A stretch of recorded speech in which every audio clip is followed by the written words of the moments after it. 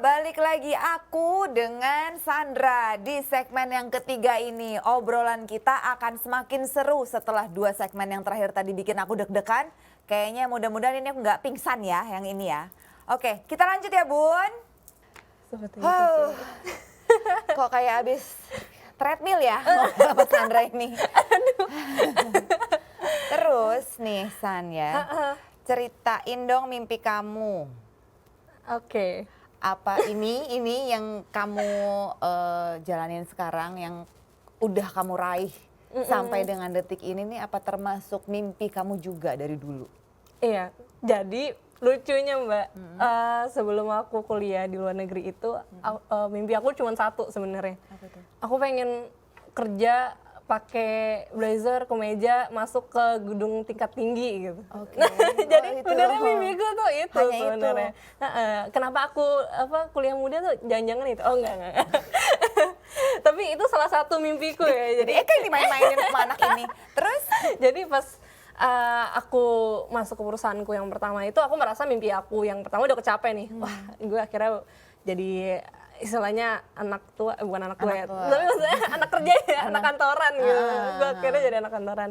Tapi sebenarnya udah sejalan sih, karena emang pada akhirnya yang aku pengenin itu untuk membantu komunitas ya, komunitas apapun itu. Kayak sekarang aku lagi membantu komunitas farmasi dan juga pasien-pasien untuk mendapatkan obat dan penanganan yang bagus melalui data gitu sih. gitu. Jadi itu sih kira-kira mimpiku dan kayaknya udah tercapai.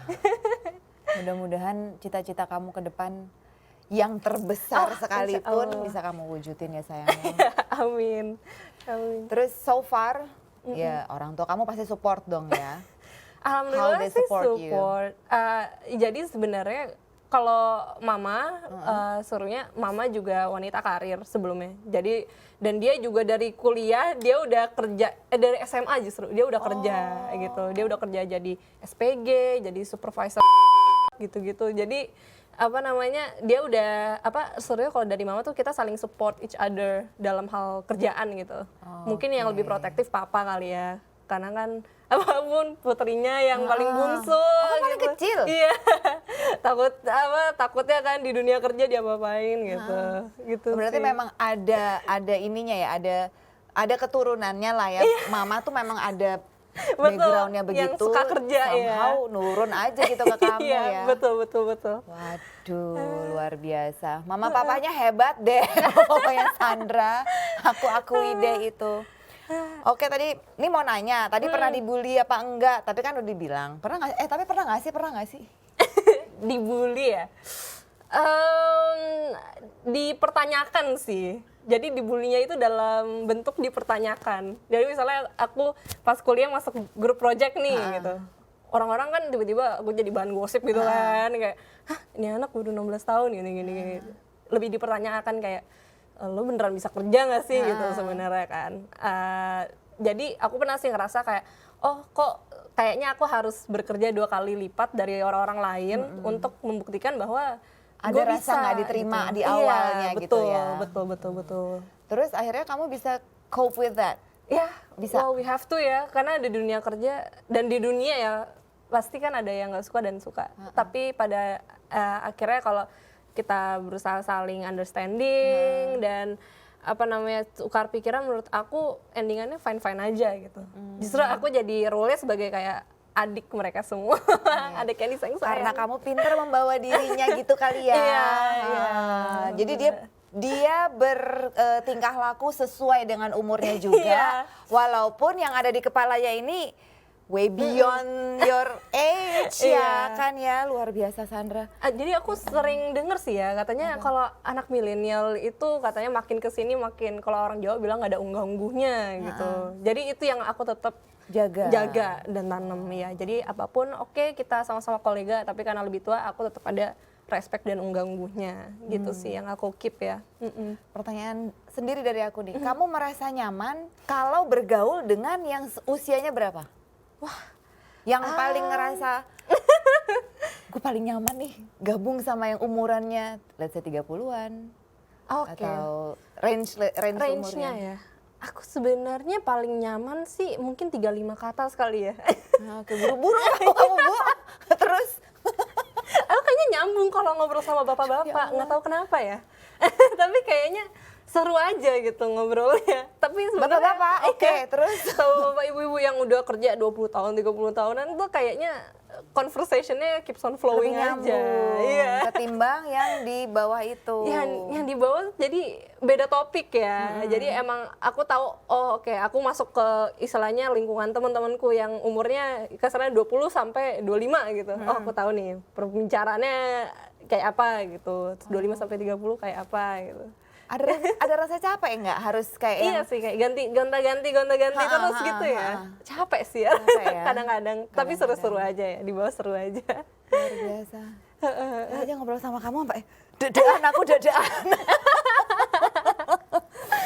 Terus oh iya, pernah nggak waktu kamu kuliah dulu ngerasain uang jajan tuh tiris gitu karena belum dapat transfer dari mama papa di Jakarta?